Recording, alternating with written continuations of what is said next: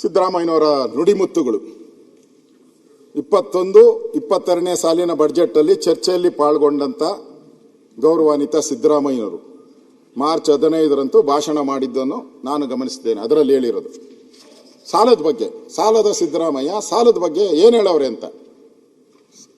ಸಾಲದ ಸಿದ್ದರಾಮಯ್ಯ ಸಾಲದ ಬಗ್ಗೆ ಅವ್ರದ್ದೇನು ಡೆಫಿನಿಷನ್ ಅಂತ ಅವ್ರು ಹೇಳಿದ್ದಾರೆ. ನಾವು ಪ್ರಮುಖವಾಗಿ ಸಾಲ ತೆಗೆದುಕೊಳ್ಳುವುದು ಅಸೆಟ್ ಕ್ರಿಯೇಟ್ ಮಾಡುವುದಕ್ಕೋಸ್ಕರ.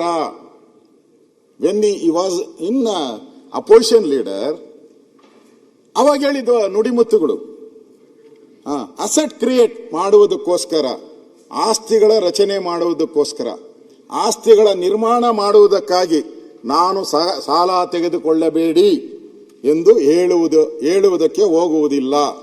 ಸಾಲ ತೆಗೆದುಕೊಳ್ಳಬೇಕಾಗುತ್ತದೆ. ಸಾಲ ಯಾವಾಗ ತೆಗೆದುಕೊಳ್ಳಬೇಕು? ಸಾಲ ಸಿಗುತ್ತದೆ ಎಂದು ಸಾಲ ತೆಗೆದುಕೊಳ್ಳುವುದು ಆಗುವುದಿಲ್ಲ. ಇವಾಗ ಸಿದ್ದರಾಮಯ್ಯ ಮಾಡ್ತಾ ಇರೋದು ಅದೇ.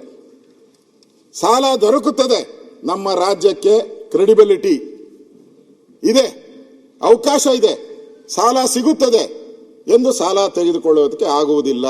ನಮಗೆ ಸಾಲ ತೀರಿಸುವ ಶಕ್ತಿ ಇದೆಯೇ? ಸಾಲ ತೆಗೆದುಕೊಂಡ ಹಣವನ್ನು ಅಸೆಟ್ ಕ್ರಿಯೇಟ್ ಮಾಡಲು ಖರ್ಚು ಮಾಡಲಾಗುತ್ತಿದೆಯೇ ಎನ್ನುವ ಮಾನದಂಡ ಅಂತ ಹೇಳಿದ್ದಾರೆ ಅವರು.